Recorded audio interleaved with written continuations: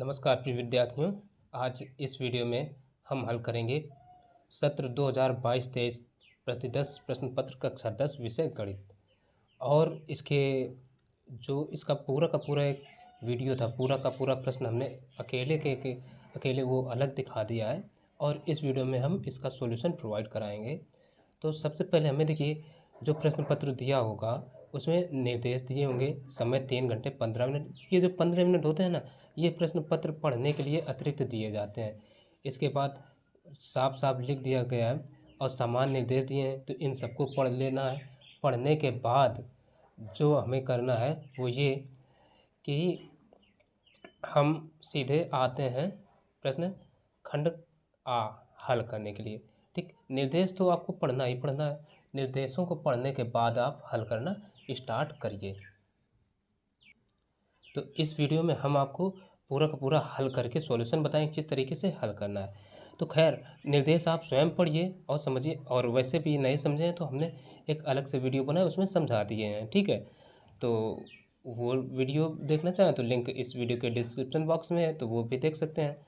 और उसके अलावा इस वीडियो में भी हम हर चीज़ लगभग समझाते ही चलेंगे कि कैसे करना है कैसे नहीं। तो देखिए, खंड आ। ठीक, तो आप जब भी प्रश्न पत्र हल करेंगे तो उसमें हमें खंड आ जरूर डालना होगा कि हम खंड आ कर रहे हैं, और इसको पूरा लगातार एक साथ ही करना है आपको। ये भी समझ लीजिए, तो ही एग्जामिनर को अच्छा उस पर अच्छा इम्पैक्ट पड़ेगा और वो अच्छे आपको अंक प्रदान करेगा।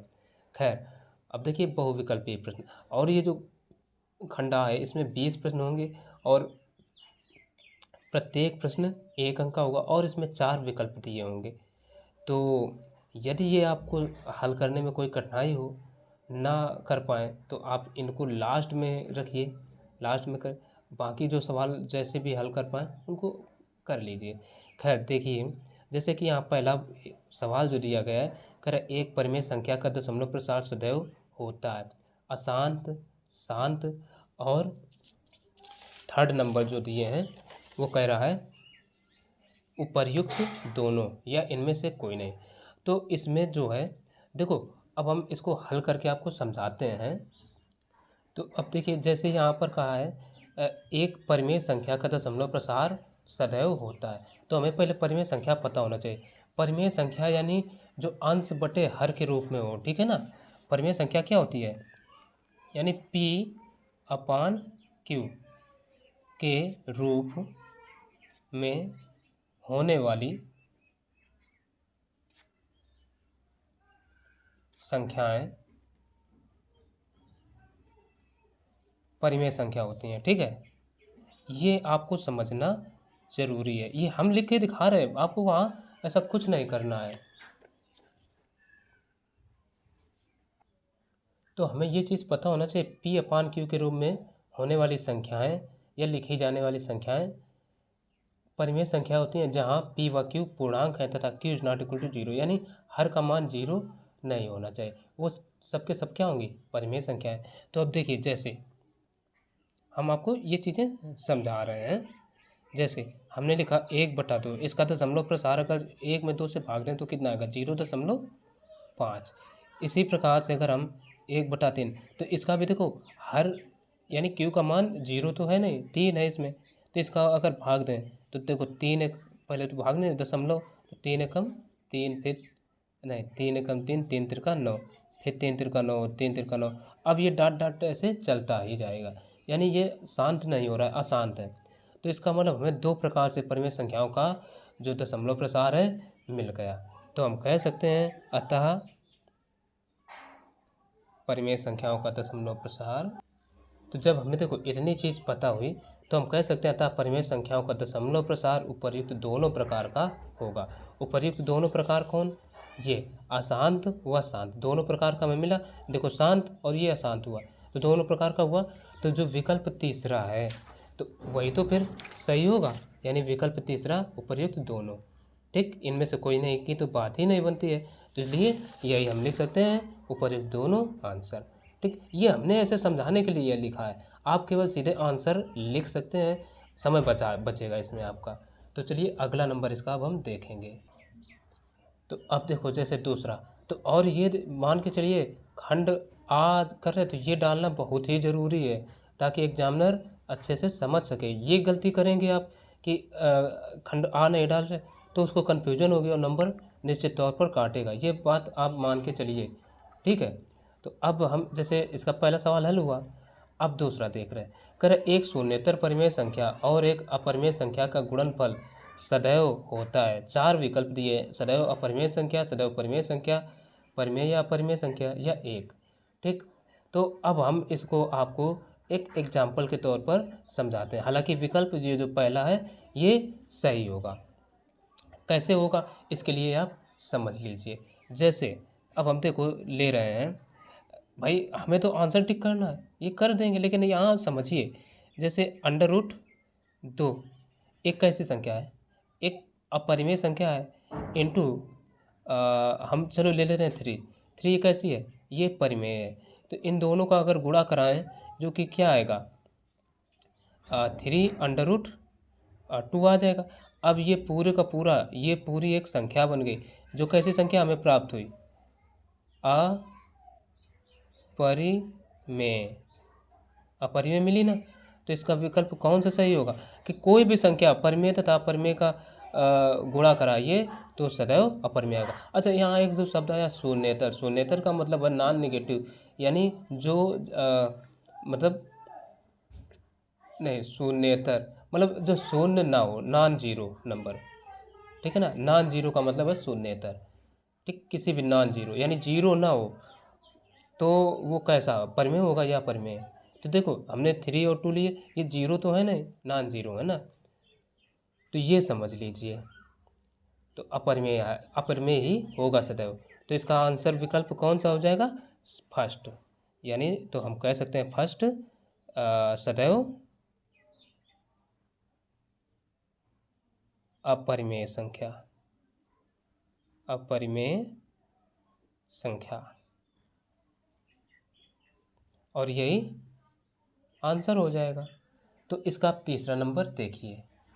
तीसरा नंबर देखिए, यहाँ पर क्या दिए, कह रहा है रेखाओं x बराबर 0 तथा 2x प्लस 3y बराबर 12 का प्रतिच्छेद बिंदु है। तो सबसे पहला काम है इसको हल करके ये हम y निकालेंगे, ठीक है। तो ये जो रेखा दी गई है 2x प्लस 3y बराबर 12, तो ये हम लिख लेते हैं। रेखा 2x प्लस 3y बराबर 12 और आगे क्या दिया x बराबर 0, तो हम ये भी लिख लेते हैं x बराबर 0। तो अब क्या करो, ये जो समीकरण है इसमें x बराबर 0 रख दो। तो हम लिख सकते हैं यहाँ पर समीकरण में x बराबर 0 रखने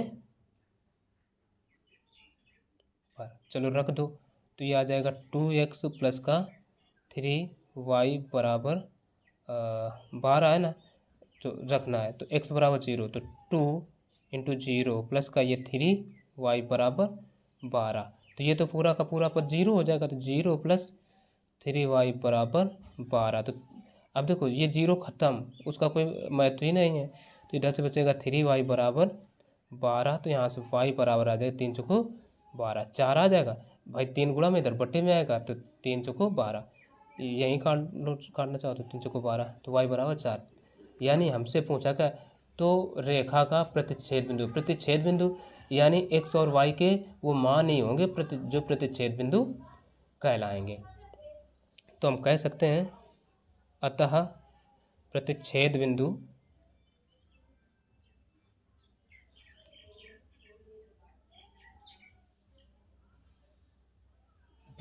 बराबर, अब देखो x का मान हमेशा पहले लिखा जाएगा, तो x का मान ऑलरेडी 12 दे रखे हैं, तो हम नहीं 12 नहीं, ये 0, तो 0 और y का मान बाद में लिखा जाएगा 4। तो यही विकल्प कौन सा दे रखे हैं, विकल्प है सेकंड, तो यही हो जाएगा इसका सेकंड विकल्प आंसर। तो सेकंड वाला जो क्या दे रखे हैं 0,4 आंसर, ठीक। आंसर में आप केवल सीधे सीधे ये हल ना करें, अगर आपको एग्जैक्टली ओरली मौखिक हल कर लेते हैं तो 0,4 लिख के आप हल कर सकते हैं, नो प्रॉब्लम, आंसर नंबर पूरा का पूरा ही मिलेगा, ठीक है। एक नंबर में कुछ कटता नहीं है। अब देखते हैं चौथा सवाल, देखो क्या कह रहा है, कह रहा है वह बड़ी से बड़ी संख्या जिससे 70 और 125 को विभाजित करने पर क्रमशः शेषफल 5 और 8 प्राप्त होता है। तो वह संख्या इसमें हमें बताना है तो कौन सी होगी। तो सबसे पहले हमें संख्याएं कौन दे रखे हैं, 70 और 125। अगर आप एग्जैक्टली मौखिक कर लेते हैं तो सीधे टिक कर दीजिए, आंसर लिख दीजिए, लेकिन ऐसा तो हमें नहीं पता है तो हम हल करके ही पता करेंगे। तो हमें क्या दे रखा है, संख्या 70 और 65। ठीक, तो देखो बड़ा ही आसान सवाल है। तो 70 को जब भाग दे रहे तो शेष फल कितना आ रहा है, 5। देखो जब भी कहे थे क्रमशः, तो क्रमशः का मतलब क्रम से है। ठीक, तो 70 माइनस 5 बराबर कितना आ जाएगा, 65। और जब 125 को भाग दे रहे तो शेष फल कितना आ रहा है, 8। तो ये भी लिख लो, 125 माइनस 8 बराबर 117। अब क्या बचा, 117 का आप निकाल लो एलसीएम। ठीक, तो हम पहले तो 65 के ही फैक्टर कर लेते हैं। अब देखो गुणनखंड विधि से करना हमें ज़्यादा आसान लगता है तो इसलिए उसी से कर रहे हैं। तो 13 पचे 65 और 117 के भी कर रहे तो 13 सत्ते 91, 13 अट्ठे 114, 13 9, ठीक है ना, 13 इंटू 9 बराबर 117। तो अब यहाँ से हम निकाल सकते हैं HCF आप 65 कामा 117 इज इक्वल टू कितना आ जाएगा। HCF होता है जो दोनों में मिले, सब में मिल रहा हो वही HCF होगा। तो देखो 5 और 9 नहीं मिले, इनको छोड़ देंगे, 13 मिल रहा है तो 13 ही क्या हो जाएगा, HCF। और LCM में जो मिलता है वो भी लिखा जाता है, जो नहीं मिलता वो भी लिखा जाता है, सब कुछ लिखा जाता है, कुछ नहीं छोड़ा जाता। तो इसलिए ये समझ लीजिए, तो 13 मिल रहा है तो 13 ही क्या होगा, HCF। यानी तो वह संख्या कौन सी होगी, बड़ी से बड़ी। ठीक, जब भी बड़ी से बड़ी बात कह रहे तो समझ लीजिए कि हमें HCF की बात कह रहा है, तो वो 13। ठीक, विकल्प 1 सही हो जाएगा। तो यहाँ हम लिख सकते हैं विकल्प 1 कितना है, 13, और यही 13 ही आंसर हो जाएगा। तो अब अगला नंबर देखना। अब देखो इसका जो अगला नंबर सवाल दे रखे हैं, कह रहा है समीकरण 2x प्लस ए वाई बराबर 1 तथा 3x माइनस 5 बराबर 7 का कोई भी हल नहीं है होगा यदि ए का मान है। तो ए का मान हमें निकालना है। तो जब भी बात करते किसी भी हल की, कोई भी हल नहीं है, अनेक हल है और एक अद्वितीय हल है, तो तुम्हें A1 A2 B1 B2 C1 C2 के मान निकालना ही पड़ेगा। तो इसलिए हम कैसे मान निकालेंगे, जो समीकरण है उनको इस तरीके से लिख लेंगे, ये पहला समीकरण, ये दूसरा। फिर पहले समीकरण से A1 B1 C1, दूसरे से A2 B2 C2 के मान निकाले जाते हैं। तो इस तरीके से हम मान निकालेंगे। तो पहला समीकरण में क्या देखेंगे, A1 बराबर कितना आ जाएगा 2, और B1 बराबर कितना A, C1 बराबर माइनस का 1 क्यों, ये अगर बराबर की इधर है तो उसका आपको ध्यान रखिए, बस चिन्ह बदल के ही लिखना है। ठीक है, अब A2 बराबर 3, B2 बराबर माइनस के 5, और देखो C2 बराबर की दर है 7 है ना, तो हम लिखेंगे माइनस के 7 बस। अब देखो चूंकि इसमें क्या कहा है, समीकरण का कोई भी हल नहीं होगा, तो हम ये लिखेंगे चूंकि समीकरण निकाय का कोई हल नहीं है। ठीक है ना, इसलिए जब कोई हल नहीं है, इसके लिए एक कंडीशन क्या होती है, A1 upon A2 is equal to B1 upon B2 और is not equal to C1 upon C2, ये कंडीशन होती है। खैर अब इसी को अप्लाई कर दो। तो A1 का मान कितना है, 2/3 बराबर B1 का A और B2 का माइनस का 5।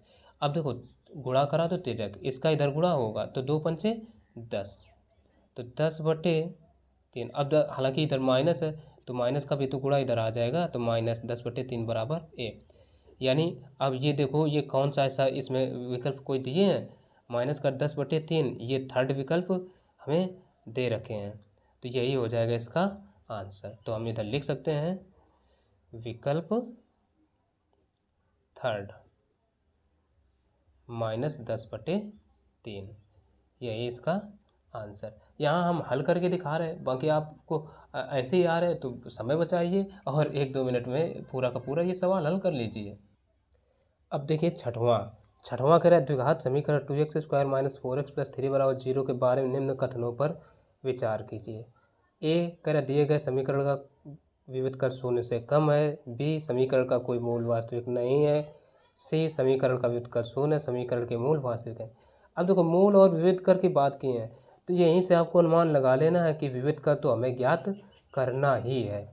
तो विविध कर इसका निकालिए।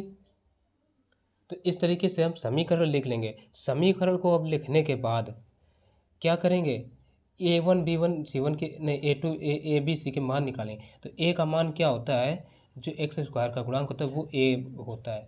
तो A बराबर 2 और B बराबर ये -4 कामा C बराबर ये 3। इस तरीके से हमने मान निकाल लिए। अब विविध कर यहाँ पर कहा, विविध कर की बात की है तो विविध कर बराबर क्या होता है ये देखिए। तो हम सबसे पहला काम है लिखेंगे विविध कर। विविध कर को कैपिटल डी से रिप्रेजेंट करते हैं, ठीक। तो डी बराबर होता है B² - 4AC, ये होता है विविध कर हमारा, ठीक। तो यहाँ से अब बस रख दो मान। तो B का मान कितना है -4, तो 4 का स्क्वायर -4 इंटू A है, A का मान है 2 तो 2 रखेंगे इंटू C का मान है 3 तो 3 रख दिया। तो अब देखो -4 का स्क्वायर, 4 चौको 16, स्क्वायर चाहे प्लस का हो चाहे माइनस का हमेशा धनात्मक ही आता है। -3 × 6 चौको 24। तो अब 16 में 24 घटा दो तो बचेगा -8, यानी ये डी बराबर कितना आ गया -8। अब ये ध्यान दो, विविध कर जो है दिए गए समीकरण का विविध कर शून्य से कम है। तो बताइए -8 शून्य से कम है कि नहीं, तो जी बिल्कुल हाँ कम है। अब जब भी विविध कर का मान शून्य से कम आए तो उसकी कंडीशन होती है कि समीकरण का कोई मूल वास्तविक नहीं है। तो इसका ये भी कंडीशन पहली और दूसरी लागू हो रहे हैं। तो इसलिए इसके जो अब विकल्प दिए हैं वो विकल्प हमें ये दिए गए हैं। तो कह रहा निम्नलिखित में से सही उत्तर का चयन कीजिए। तो ये वो जो सवाल है उसको पढ़ के ये विकल्प दिए, तो इसका पहला ही विकल्प सही है, ए और बी सही है। तो यही इसका विकल्प हो जाएगा, ए और बी सही है। अब देखो ए और डी और केवल ए और सी और डी, इनकी तो फिर बात ही नहीं बन रही है कि क्योंकि भाई कंडीशन तो केवल ये दो फॉलो हो रही हैं, पहली और दूसरी, ठीक है। तो इसका विकल्प कौन सही हो जाएगा, पहला। तो हम लिख सकते हैं विकल्प फर्स्ट, कौन, ए व बी सही है, ठीक। तो यही हो जाएगा इसका आंसर। तो चलो अब अगला नंबर देख लेते हैं। अब देखिए सातवां कह रहा है ए ओ बी सी एक आयत है जिसके 3 शीर्ष ए 0,3 ओ 0,3 बी 5,0 है। इसका विकर्ण है, विकर्ण हमसे पूछा गया और ये आयत है। तो हल करने के लिए हम क्या करेंगे, एक हम देखो एक आयत सिंपल सा ये बना लेते हैं। 1 नंबर का सवाल है, ज़्यादा बड़ा तो होना नहीं चाहिए, ठीक। नाम दे दो ए, समी आयत का नाम क्या, ए ओ। तो इसको हम ओ बिंदु दिए देते हैं, फिर बी और ये सी। तो ए के निर्देशांक हमें क्या दे रखे हैं 0,3, बी के नहीं ओ के 0,3 और बी के 5,0 और एक का पता ही नहीं।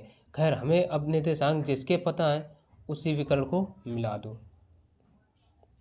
अब ये बात पता होना चाहिए आयत के दोनों विकर्ण बराबर होते हैं, ठीक है। ये कंडीशन होते तभी वो आयत होगा, अदरवाइज समांतर चतुर्भुज कहलाएगा। अब देखो इसके बीच की दूरी का सूत्र लगा के बस निकाल लो। तो हम कह सकते हैं ए बी बराबर, अब देखो बीच की दूरी का सूत्र क्या होता है, बीच की दूरी का सूत्र होता है देखो भाई हम बीच की दूरी का सूत्र लगा रहे, सीधे ए बी लिख दिया है क्योंकि 1 नंबर का सवाल लिखोगे उतना समय ज़्यादा जाएगा। तो ए बी बराबर, अब देखो इसको हम कह लेते हैं ये x1 ये y1 ये x2 और ये y2। तो सूत्र होगा x2 माइनस x1 प्लस का y2 माइनस y1 का होल स्क्वायर। तो यहाँ पर क्या होगा, x2 का मान देखिए 5 है, तो 5 माइनस x1 0 है, प्लस y2 0 है, y1 है 3, तो 3 का होल स्क्वायर। तो इनका होल स्क्वायर बाई करिए, तो जब होल स्क्वायर करेंगे तो 5 में 0 उठ जाएगा तो 5 बचेगा, तो 5 का स्क्वायर कितना हो जाएगा 25, प्लस 3, 0 में 3 घटाओ तो बचेगा 3 ही ना, तो 3 का वर्ग करो तो कितना आएगा 9, तो 9 हो जाएगा। तो इनको जोड़ दो तो कितना आ जाएगा 34। और ऑप्शन में देखिए हमें कहीं 34 दे रखे हैं, तो जी हाँ ये दिए हैं √34। इसका मतलब ये विकल्प कौन सा है, ये विकल्प थर्ड है। तो हम लिख सकते हैं विकल्प थर्ड √34 और यही इसका आंसर हो जाएगा। तो यहाँ हम हल करके दिखा रहे हैं, अब सीधे भी कर सकते हैं, आ रहा है तो। अब देखते हैं आठवां कह रहा है यदि समीकरण x² प्लस kx माइनस 5/4 का एक मूल 1/2 तो k का मान ज्ञात कीजिए। हमसे k का मान पूछा है, तो हल करने के लिए सबसे पहले क्या करेंगे, इस तरीके से हम लिख लेंगे। लिखा समीकरण x² प्लस kx माइनस 5/4 बराबर 0 का एक मूल 1/2 है। तो अब जब एक मूल दे दिया है 1/2, इसका मतलब है कि ये क्या है, x का मान ही है। ठीक है, तो हम लिख सकते हैं समीकरण में x बराबर कितना 1/2 रखने पर, तो रख दो तो ये आ जाएगा, मतलब इसके स्थान पर हमें क्या रखना है 1/2, तो 1/2 का whole square plus k into 1/2 अब माइनस 5/4 बराबर 0। अब देखो 1/2 का वर्ग करो कितना आ जाएगा 1/4 प्लस, अब देखो k इंटू 1 k/2 आ जाएगा। अच्छा माइनस 5/4 एज इट इज लिखा है बराबर 0। अब देखो हर सबका कितना है 4 है, अगर अंश व हर में हम 2 से गुणा करा दें तो कोई परिवर्तन आएगा नहीं आएगा, नियमों के अनुसार करा देते हैं। तो अब हर का हो जाएगा, हर जो है ना सबका हो जाएगा 4, तो भाई 4 कैसे 2 दूना 4 हो जाएगा, तो सबका एलसीएम मिल अगर लें तो कितना आ जाएगा 4 आ जाएगा। तो यहाँ 1 प्लस ये 2k और माइनस का 5 बराबर 0 रहेगा, 4 का इधर गुणा करा 0, तो एक में 5 घट जाएंगे तो बचेगा कितना -4 प्लस का 2 के बराबर 0, 4 को इधर भेज दो तो इधर आ जाएगा 2k बराबर 4, तो यहाँ से k बराबर 4/2, 2 एकम 2, 2 दूना 4, यानी जो k का मान आएगा वो आ जाएगा 2। अब ये हम देख सकते हैं ये किस विकल्प में दिए रखे हैं, विकल्प पहला, यानी हम कह सकते हैं विकल्प फर्स्ट 2 और यही आंसर। ठीक, तो अब अगला नंबर भी देख लेते हैं। 9वां नंबर देखिए, कह रहा 2 त्रिभुज समरूप होते हैं यदि इनके संगत कोण बराबर हो। हाँ ये समरूप त्रिभुज की कंडीशन एक होती है, इनकी संगत भुजाएं एक ही अनुपात यानी समानुपाती में हों, तो ये भी सही है। तो इसका मतलब हुआ जब ये दोनों समरूप त्रिभुजों की कंडीशन लागू हो रहे, तो एक ऑप्शन हमें दे रखे हैं उपर्युक्त दोनों, तो हाँ दोनों उपर्युक्त का मतलब ऊपर लिखी जो कही गई हैं दोनों, तो जी हाँ ये कंडीशन बिल्कुल सही हो जाएगी। इसका विकल्प जो थर्ड है वही क्या होगा, वही सही होगा, और इनमें से कोई की बात ही नहीं बनती। तो हम लिख सकते हैं विकल्प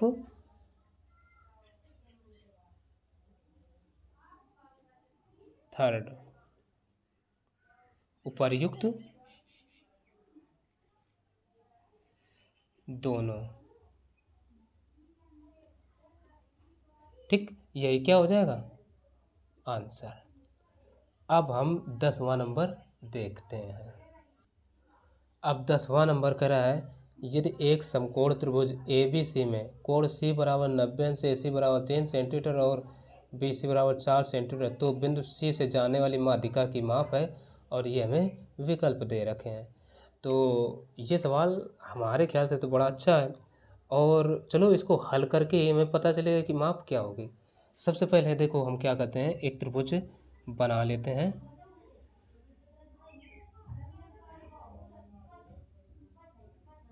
अच्छा, अब यहाँ पर इसमें हमें क्या क्या, कोण सी 90 अंश है, तो इसको ए दे दिया, तो इसको फिर सी देना ही पड़ेगा, और इसको बी। अब फिर क्या कहा, ए सी बराबर 3, तो ये हो जाएगा 3, और बी सी बराबर 4, यानी ये भुजा 4 हो जाएगी। फिर कह रहा है तो बिंदु सी से जाने वाली माध्यिका की माप है, यानी माध्यिका ये हो जाएगी, इसको नाम दे देते हैं डी। इसकी माध्यिका की माप ज्ञात कीजिए। तो अब अगर हमें देखो ये भुजा पता है, ये पता ही नहीं, तो इसको पहले पता कर लें। ठीक, चलो इसको कैसे पता करते हैं, पाइथागोरस प्रमेय से। तो हम कहेंगे त्रिभुज ए बी सी में पाइथागोरस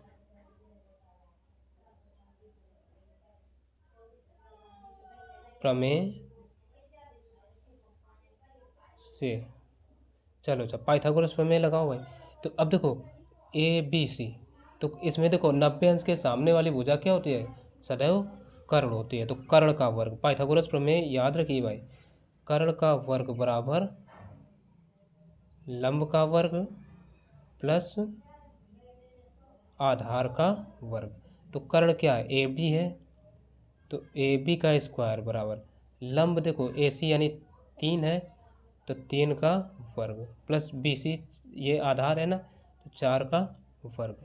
तो 3 का वर्ग 9 प्लस 4 का वर्ग 16, तो 16 9 25।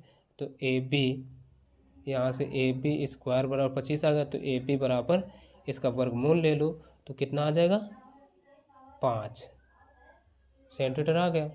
अच्छा,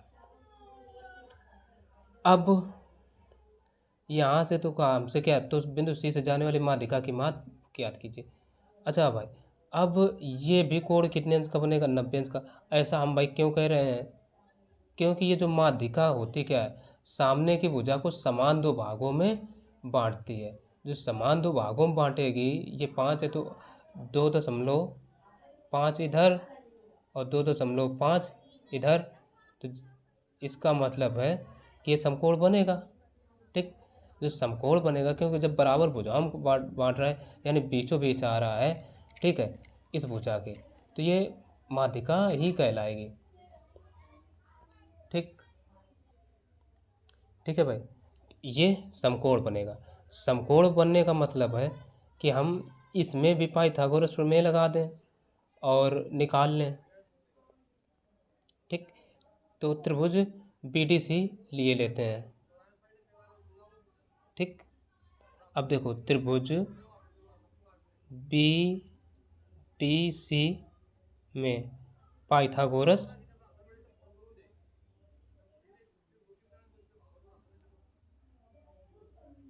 प्रमेय से, अब इसमें हम भाई क्यों लगा रहे, देखो डी सी भुजा आ रही, इसका मतलब डी सी फिर से आ जाएगी, इसकी माप को हमें ज्ञात करना है। तो अब इसमें देखो 90 अंश के सामने भुजा कौन सी, बी सी कर्ण होगी ना, तो बी सी का स्क्वायर बराबर बी डी का स्क्वायर प्लस सी डी का स्क्वायर, ये होगा। तो बी सी की माप कितनी दे रखे हैं, 4 का वर्ग। अब बी डी कितना है, 2.5 का वर्ग, और प्लस सी डी कितना है, ज्ञात करना है। अच्छा, 4 का वर्ग कितना होता है, 16 बराबर 2.5 का कितना, अब जब 25 का वर्ग होता है 625, 25 25 आम 625 होगा। अब वर्ग कर रहे हैं, इसका मतलब 2.5 गुणा 2.5 कितने, 2 अंक पर लगेगा, इतना आ जाएगा, प्लस का सी डी स्क्वायर। 6 को इधर ले आओ, तो 16 माइनस 6 नहीं माइनस 6.25 बराबर सी डी स्क्वायर। तो इसने में इतना लेस कर दो, तो सी डी स्क्वायर बराबर कितना आ जाएगा, तो ये बचेगा 9.75। इतना बचेगा। अब इसका अगर हम वर्गमूल ले लें तो सी डी बराबर इसका वर्गमूल लेंगे, आ जाएगा 3.12 ठीक सेंटीमीटर। अच्छा, तो ये सी डी तो क्या है, यही तो देख रहे हैं ना, ये माध्यिका है। अच्छा, अब देखो विकल्प में हमें क्या कुछ दिया है ऐसा, तो दे रखे हैं 2.5, 3 सेंटीमीटर, 4 सेंटीमीटर, 3.5 सेंटीमीटर। ऐसा कोई इसमें विकल्प हमें दिए ही नहीं है। ठीक, तो हम क्या करें भाई, अब अगर इसको देखें तो ये हमें जो बहुत निकटतम है वो 3 सेंटीमीटर के निकटतम लग रहा है। तो हम इसको लिख सकते हैं, तो हम चलो इसको लिख लेते हैं भाई ऐसे ही, क्योंकि एग्जैक्टली ये विकल्प कहीं दिए ही नहीं है।